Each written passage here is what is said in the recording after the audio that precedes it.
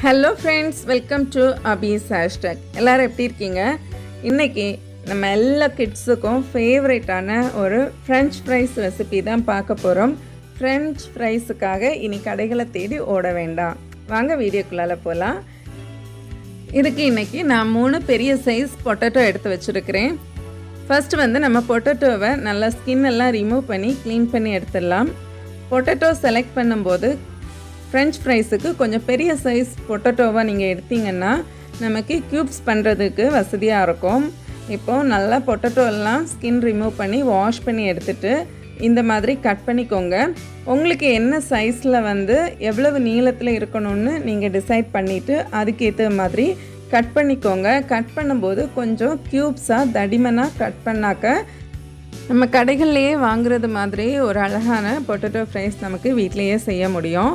இப்போ கட் பண்ணி வச்சுருக்கிற எல்லா பீசஸையும் ஒரு பவுலில் தண்ணி எடுத்து அதில் சேர்த்துருங்க.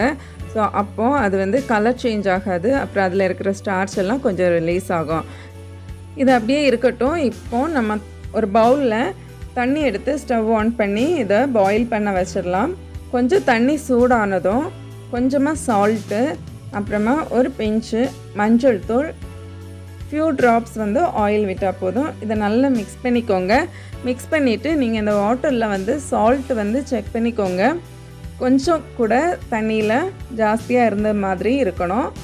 வேணும்னா கொஞ்சம் கூட போட்டுட்டு நல்லா மிக்ஸ் பண்ணிவிட்டு நம்ம வாஷ் பண்ணி வச்சுருந்த எல்லா பொட்டேட்டோவையும் இதில் ஆட் பண்ணிடலாம். இப்போது இது நல்லா பாயில் ஆகட்டும்.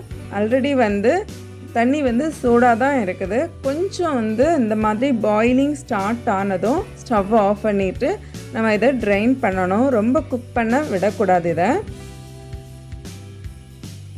ஒன்ஸ் நம்ம இந்த மாதிரி தண்ணி எல்லாம் நல்லா ட்ரைன் பண்ணதும் இதை ஒரு பெரிய பிளேட்டில் இதை மாற்றிடணும். மாற்றிட்டு இதை நல்லா கூல்டவுன் பண்ணணும். இதில் சூடே இருக்கக்கூடாது நம்ம அடுத்த ஸ்டெப்பு போகும்போது. ஸோ அதனால் நல்லா ஆற விட்டுருங்க. பெரிய பிளேட் இந்த மாதிரி இல்லைன்னா ஒரு நல்ல காட்டன் கிளாத் விரித்து அதில் இதை தட்டி விட்டுருங்க. இப்போது நம்மளோட பொட்டேட்டோஸ் நல்லா கூலாகி இருக்குது. இப்போ நெக்ஸ்ட்டு இதை ஃப்ரை பண்ணி எடுக்க வேண்டியது தான். இப்போ ஆயில் விட்டு நல்லா சூடானதுக்கு பிறகு இதை ஒவ்வொன்றா ட்ராப் பண்ணி நல்லா ஃப்ரை பண்ணுங்கள். இந்த பொட்டேட்டோ ஃப்ரெஞ்ச் ஃப்ரைஸ் நீங்கள் ஒரு 2-3 நாள் இல்லை 1 வீக் வச்சு அதுக்கப்புறம் ஃப்ரை பண்ணணுன்னா இந்த மாதிரி ஆயிலில் ட்ராப் பண்ணிவிட்டு ஒரு 1 மினிட் ஆயிலில் குக் ஆனதும் திரும்ப இதை எடுத்து ஒரு பேப்பர் டவல் விரித்து அதில் நல்லா காய விட்டுருங்க. நல்லா ஆறுனதுக்கு பிறகு ஒரு சிப்லாக் கவரில் போட்டு ஃப்ரீசரில் போட்டிங்கன்னா 1 வீக்குக்கு பிறகும் இதை எடுத்து ஃப்ரெஷ்ஷாக இதை மாதிரியே ஃப்ரை பண்ணி நம்ம சர்வ் பண்ணலாம். இப்போ நான் இன்றைக்கி இதை ஃபுல்லாகவே ஃப்ரை பண்ணி எடுக்க போகிறேன். ஸோ இந்த அளவுக்கு நல்ல ப்ரௌன் கலர் ஆகிறது வரைக்கும் அவுட் சைடு நல்ல கிறிஸ்பாக இருக்கும். அது வரைக்கும் நல்லா ஃப்ரை பண்ணி நல்லா திருப்பி போட்டுக்கோங்க. திருப்பி போட்டு ஃப்ரை பண்ணி இதை இன்னொரு பவுலில் நம்ம ட்ரான்ஸ்ஃபர் பண்ணிடலாம். நம்ம எல்லோ கலர் சேர்த்ததுனால கொஞ்சம் கலராக இருக்குது. நீங்கள் எல்லோ கலர் சேர்க்காம கூட மஞ்சள் தூள் போடாமல் கூட குக் பண்ணி பண்ணலாம். இப்போ ஒன்ஸ் நம்ம எடுத்ததும் இதில் கொஞ்சமாக சில்லி பவுடரும் சால்ட்டும் போட்டு இதை நல்லா இந்த மாதிரி டேப் பண்ணலாம். இந்த மாதிரி டேப் பண்ணும்போது தான் அந்த சால்ட் அண்ட் பெப்பர் ஈவனாக எல்லா இடத்துலையும் கோட் ஆகும். ஸோ பாருங்கள், சூப்பராக ஈஸியாக பண்ணக்கூடிய ஒரு ஃப்ரெஞ்ச் ஃப்ரைஸ் நம்ம வீட்டிலையே ரெடி பண்ணியாச்சு. அவ்வளவுதான் ஃப்ரெண்ட்ஸ், நம்ம சர்வ் பண்ண வேண்டியது தான்.